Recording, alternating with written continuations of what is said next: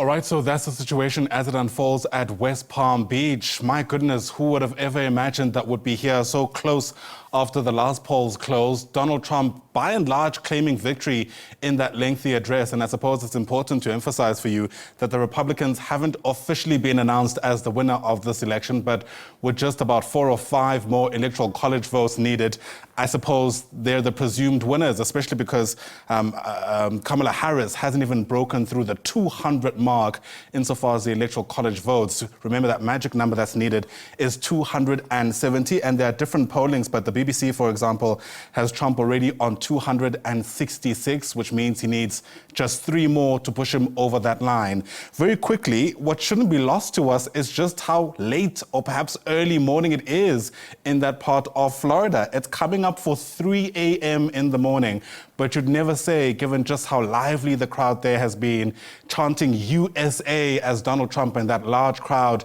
came onto the stage. It includes J.D. Vance, his running mate, the presumed vice president, if they get those 3 electoral college votes, which should be very easy, by the way, as well as Melania Trump, of course, the first lady, presumably, if Donald Trump wins this election. Again, a far-gone conclusion if the numbers are anything to go by. He says, "I'll fight for you and for our future" in that speech. He's called this the greatest political movement of all time. J.D. Vance echoing that statement, saying this is the greatest political comeback.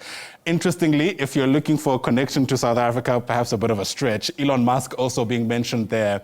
A star is born, is what Donald Trump said. Of course, Elon Musk has been amongst the more prominent figures who've backed Donald Trump, using his own company X to drive through a lot of those messages over the past couple of weeks. He says, Elon Musk has done great things for the country. And speaking about his launching that rocket into space at some stage. He says, "God spared my life for a reason." This is a man, of course, who survived an assassination attempt. And my goodness, it's amazing how much can take place from that moment till where we are now. During that period, by the way, Joe Biden dropped out of the race, Kamala Harris taking over the baton, and it seems perhaps it was a little too late. But let's make sense of what we're seeing, what we're hearing, and what the way forward looks like. Bring in our studios, SABC News International Desk Editor, Sofumo Kwena. Joining us via our video link is Dr. Dale McKinley, who's a research and education official with the International Labour Research and Information Group. To both our guests, it's great to have you with us. What a time, and thank you for yours. Sophie, perhaps I can begin with you. It's an all too familiar sight, all too familiar style of something we've seen before with Donald Trump. Yes, indeed, in terms of what he stands for. I mean, talking about putting America first, but trying to manage or to be diplomatic by saying first, but because we are trying to rebuild, saying that, yes, that's still my position, but I'm trying to loosen up because I know there are many people who are not comfortable with that statement.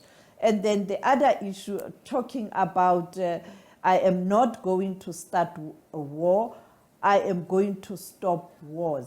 And we know what he's talking about, the war in Ukraine, the Middle East, and also talking about Russia and China when he was talking about Elon Musk, saying that not even China or Russia can do what Elon Musk did or is doing with those programs, including the United States of America. And they were together at a private dinner in the United States of America in Florida before he went to this viewing park or event to address his supporters and people who were part of the election and machinery. And also talking about making America strong again in terms of military, economically, and also the issues drill oil. And, I mean, that's Trump. Absolutely. Dr. McKinley, I mean, I wonder what you make of what we've just heard. Donald Trump, as always, is one to blow his own horn. I don't think that's an unfair statement to make. But I wonder if he has a point this time around, especially because this is the first time I understand that a Republican candidate has not only won the majority of the electoral college votes, but also seems to have won the popular vote. Yeah, to be honest with you, it's a difficult moment for many people, I think, to watch this happening, but it is a reality. And in some ways, I don't think it's necessarily surprising. Maybe what's surprising is, as you say, the flip states, where Georgia was flipped, Pennsylvania was flipped, and it looks like Trump is going to take the other so-called swing states. And I think that's the crucial thing. Look, America is a divided society. It's very clear. I mean, irrespective of the fact that Donald Trump might have won a small percentage of a majority of the popular vote, I think what this indicates is that it's going to be a period. Well, let's put it this way. I think for many people in the United States, it's going to be a difficult period, but there's going to be a lot of, Donald Trump says he's going to do a lot of different things, both in foreign policy as well as domestic policy. Sophie's mentioned some of them. But as we saw in his first term, saying things and doing things are two different things. And, getting through the bureaucracy of the U.S. state, the resistance that is going to come from obviously different constituencies, and then, of course, the pushback internationally to some of what he's planning to do in terms of tariffs or international trade relations and China and so forth and so on. We'll see a lot of responses to that. So I think in many ways, the electoral outcome is not necessarily surprising. It might be an indication of, for me, it's an indication of a sort of the last dying embers in some ways of the United States that is changing. There's enough people still who want things to remain the same, the way that they are, who don't like the demographic changes in the United States, who don't like the fact that they are falling behind, that the United States is not as powerful as it used to be, that the economic situation is not as good as it used to be. And I think what this represents in many cases is a sort of final fling in some ways of this kind of politics that is putting it up to the surface as people try to sort of cling to a past or cling to something that is disappearing. And I think what we're going to see as a result of that is we're going to see a lot of uncertainty, not just in the United States, but internationally as well, not only in terms of the markets and economically, but politically with relation to a lot of the conflicts that are going on. So an uncertain time, an unpredictable time. I don't think many of us will welcome these developments necessarily, but they are what they are, and we have to accept them. And this is what democracy is about, right? You don't always get what you want, but it's important to nonetheless accept the outcome if the people, so to speak, have spoken. When I think about his first term, Sophie, this is Donald Trump's first term, I can't help but think of the many COVID-19 moments, right? I mean, when he spoke about, for example, injecting bleach at some stage, and awkwardly we had some of the scientists in the room not know how to respond to something like that. This time around, I mean, we can't really tell the future, but hopefully there is no pandemic, and one wonders to what extent that clears the path for him to finally see through the things he's promised his constituency, especially because during the speech tonight he mentioned that a promise made is a promise kept. Well, I think organizations such as the World Health Organization will be in trouble in terms of funding. We know that just before he left office, he had indicated that he was going to pull out of the World Health Organization. The issues of climate agreement, the Paris Agreement, now on a shaky ground, because when you look at the G20 countries made a commitment to assist the developing countries, and they had put aside a pledge of $100 billion US. I don't think that money will ever come now. He was talking about oil, and therefore one person who doesn't really subscribe to issues of climate change and believing that it's just something that's going to derail the development of the United States of America. And therefore, I think members of the G7, they are thinking hard in terms of how they adjust. Who can forget in Canada that meeting of the G7 member countries where the leaders of the G7 were surrounding him, and you could see that he, like a spoiled child, that everybody was trying to persuade him to agree to something. The Chancellor of Germany at that time, you could see that it was a difficult moment. So I'm thinking of The European Union, what are they thinking at this moment? NATO, you know that it doesn't believe in pumping money on NATO because member countries of NATO, some of them don't contribute that much, and America is carrying NATO. The United Nations also, he had lots of issues around the United Nations and funding of the United Nations. And also when you look at the war in the Middle East, we know that currently there are people who have gone to the International Criminal Court, people who have gone to the International Court of Justice, particularly the ICC. You know how he was very critical of the International Criminal Court. So the issues of justice around the world also a thorny one there. And then, of course, with China, the trade and the tariffs, you know that he doesn't subscribe to China dumping goods in the United States of America. And I think these are some of the issues that countries will have to grapple with, you know, path cleared for him to be in the White House. So there's a lot. But what I noticed, I don't know whether the prof has perhaps also observed the same. He's not that fiery Trump that we know, very radical. I think because it's a second term, I think he's trying to be, yeah, but I don't know. But you can't predict Donald Trump. Yeah, absolutely. I mean, moderation and Donald Trump aren't necessarily always in the same sentence, but we'll have to wait and see. Perhaps it's because it's also 3 a.m. in Florida at the time, and it comes after an incredibly taxing campaign season. Who knows, after a good dose of sleep, whether the old Donald Trump as we know him might be back. But on a much more serious note, Dr. McKinley, you mentioned something which I think is worth reflecting and pondering over, this idea that America might be left behind.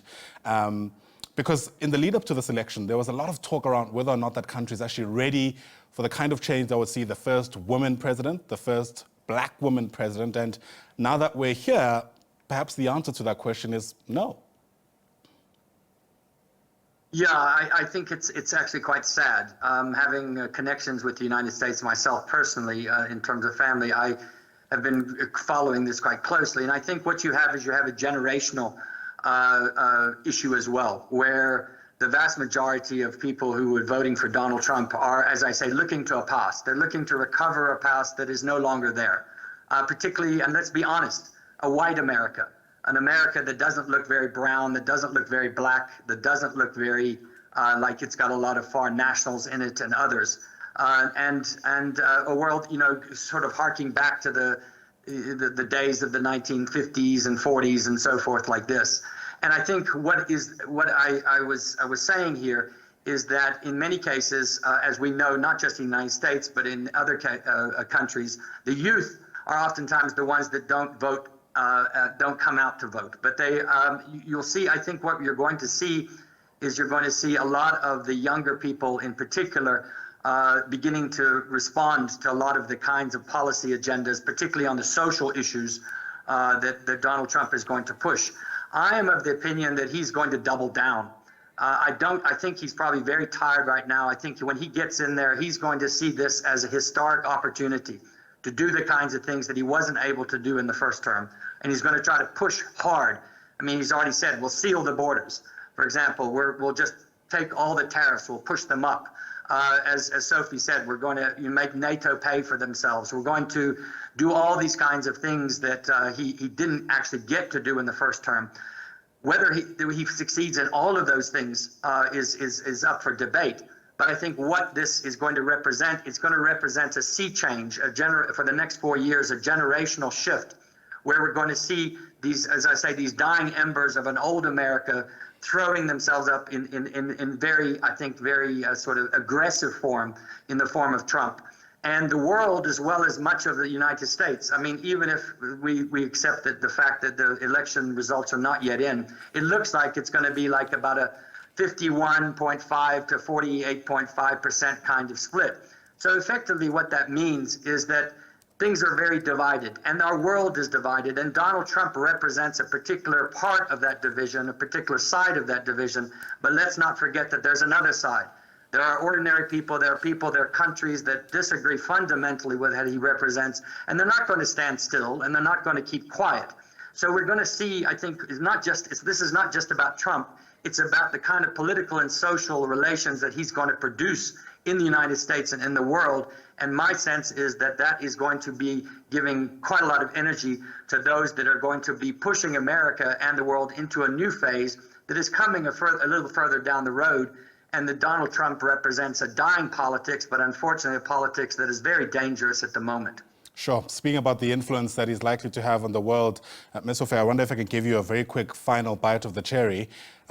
Israeli Prime Minister Benjamin Netanyahu firing his defense minister, Yoav Gallant. I wonder if those are the early signs of Trump's influence already. Well, I think if you remember, a few days ago, he did tell Benjamin Netanyahu that he must ensure that they engage in a peace process and they stop this war, because when he comes in, he wants a situation where there's no war in the Middle East. And he is going to occupy that office in January. So you'll find that behind the scenes, as they were grappling with this statement and people were thinking of different ways to handle this issue and way out, they couldn't agree, because clearly it was about how we bring the hostages at home, how we release those we have captured, Palestinians, and therefore it's part of the peace process. And therefore, I don't know who was a hardliner and who was moderate, but there was a huge fallout. Absolutely. All right. Something tells me we'll have a lot of time to still unpack what's taken place. Certainly a huge moment for the United States. But for now, let me thank you both, Dr. Dale McKenzie and Sophie Mokoena, part of our team here, of course, at SABC News' International Desk. Thanks very much indeed. All right. If you've just joined us, this is the SABC News channel. The big story, of course, unfolding in the United States. We've just heard from Donald Trump, the presidential hopeful, perhaps, according to some people, president-elect in a couple of moments' time.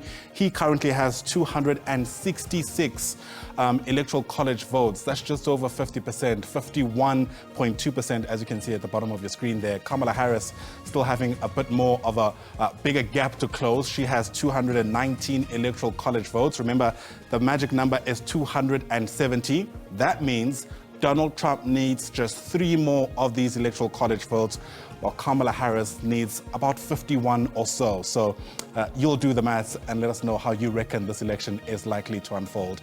We're watching the situation very closely, of course, as it continues to develop. This is The Agenda. More of the day's top stories for you in just a moment.